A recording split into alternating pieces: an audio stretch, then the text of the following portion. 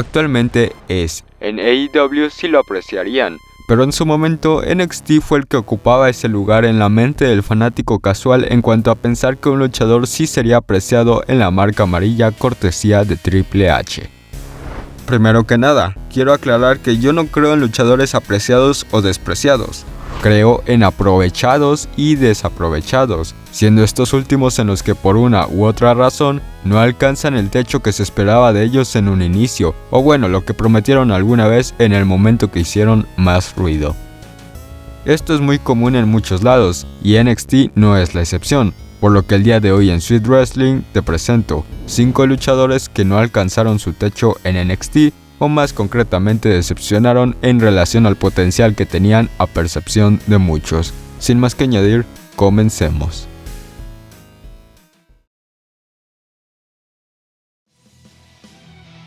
Austin Aries. Uno de los nombres que más hizo ruido cuando se anunció su arribo a la tierra de McMahon. Podemos hablar si AA es un naco y estúpido en backstage, pero independientemente a eso, su innegable talento le construyó un nombre en Ring of Honor y TNA, cotizándose lo suficiente para colocarse como un fichaje bomba para NXT, con las expectativas hasta el cielo, eso sí, esperando un fugaz paso por su edad y material para el roster principal. Sí, fue fugaz, pero también terriblemente accidentado. Entre rivalidades de calentamiento con Nakamura o Corbin y giros que no pasaban de relleno ante No Way Jose, este corto contexto nos sitúa en el inicio de su rivalidad con el retornante Hideo Itami, haciendo una fácil contraparte de la ahora heel Austin Aries, pero esto ni siquiera pudo iniciar, y es que en un house show sufrió una fuerte lesión en su ojo cortesía de Nakamura que le dejó por meses fuera y terminó con su paso por NXT de manera prematura y anticlimática. Podemos resumir el paso de AA en llegada, turn heel y lesión, así, sin matices que acotar o sin adjetivos que rellenar. Todo esto antes de ser mandado a la división crucero y elegir un camino separado de WWE. Hideo Itami. Seré breve, y es que en este canal ya hemos hablado muchas veces del lamentable caso de Kenta Kobayashi, un luchador superlativo que captó las miradas en su arribo a la marca amarilla proveniente de Pro Wrestling Noah. Incluso me atrevería a decir que fue de esa camada de fichajes que inició la generación dorada que tanto se extrañan de NXT. Lamentablemente, conforme el 2014 iba quedando atrás, Itami se iba quedando con él, y es que para 2016 prácticamente todos sus compañeros de generación ya estaban en el roster principal, incluso algunos ya siendo campeones mundiales, mientras Hideo se encontraba en NXT, más concretamente recuperándose de lesión tras lesión tras lesión, y es que no era de sorprender considerando su historial. Lo que verdaderamente sorprende es que una empresa en la que depende mucho el factor que estés sano la mayor cantidad de tiempo posible, hasta un nivel enfermizo, para que triunfes, como que no cuadra el por qué la WWE lo trajo en primer lugar. Aún peor, en una marca donde se suponía que el talento rotaba constantemente hacia el roster principal, tomándose alrededor de 2 años en recuperación y parecer un luchador que estaba fuera de su línea temporal. Todo le costó factura al momento de ser retador fuerte utilizado para perder con gente de más peso como Aleister Black o Bobby Roode, hasta que finalmente WWE se rindió con él y lo mandó a la división crucero. Itami pasó de ser un luchador que prometía para ser material del roster principal a ni siquiera conseguir un campeonato. Breezango. Pasamos a otro de los tag teams más infravalorados de al menos el lustro pasado, y es que independientemente de que Dango y Breeze se habían convertido en jobbers, para algunos bastante infravalorados, el juntarlos para ser los jobbers de la verdad dorada terminó siendo una jugada que salió muchísimo mejor de lo que la WWE se pensó en un principio.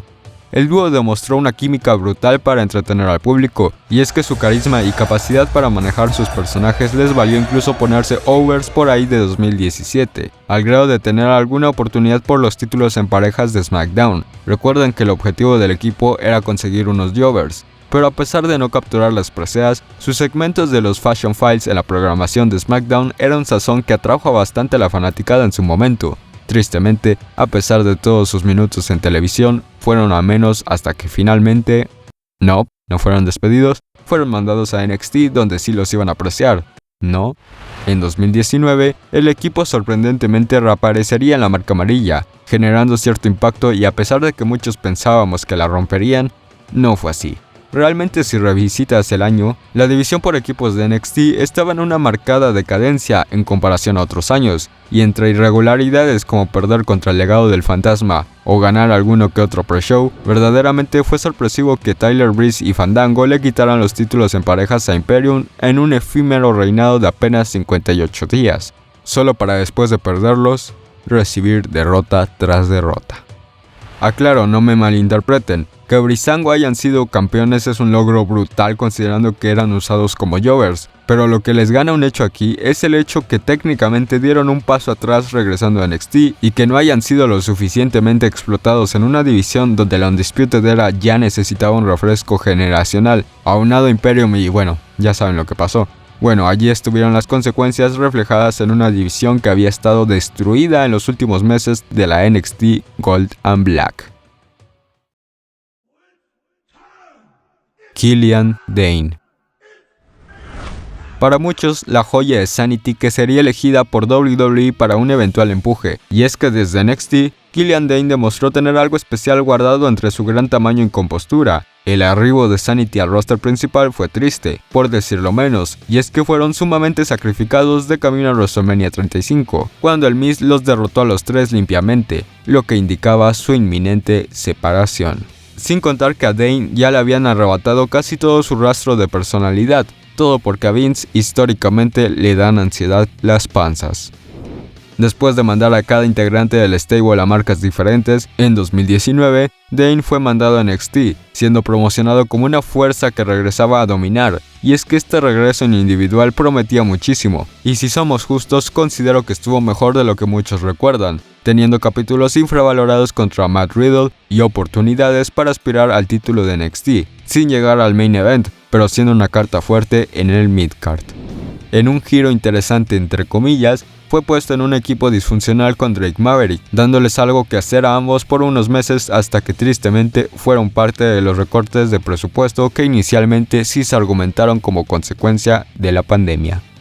Este caso particularmente me sorprende, porque llegó en una época donde la WWE estaba buscando nuevos gigantes, y que no se fijaran en él en el roster principal y luego en su talento individual en NXT, al menos como campeón norteamericano, nos deja claro que simplemente pudo hacer más y quizás lo iba a hacer, pero las circunstancias de la vida no lo quisieron así.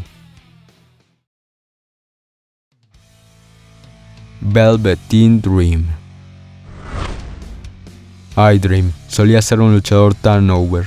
Me atrevería a catalogarlo como una de las promesas más decepcionantes de la década pasada, pero no se confundan, la cuestión no es que el sueño aterciopelado haya tenido un mal paso por NXT en un inicio, y creo que esto mismo fue lo que puso las expectativas muy altas en cuanto al techo que poseía. Hablamos de un luchador sumamente carismático, y que tenía una facilidad sin igual para interpretar y desenvolver su personaje, además de que se sabía adaptar perfectamente al talento bruto de la marca con los que dio grandes combates a pesar de no ser tan bueno en el ring como ellos, pero aportando la E de entretenimiento garantizado.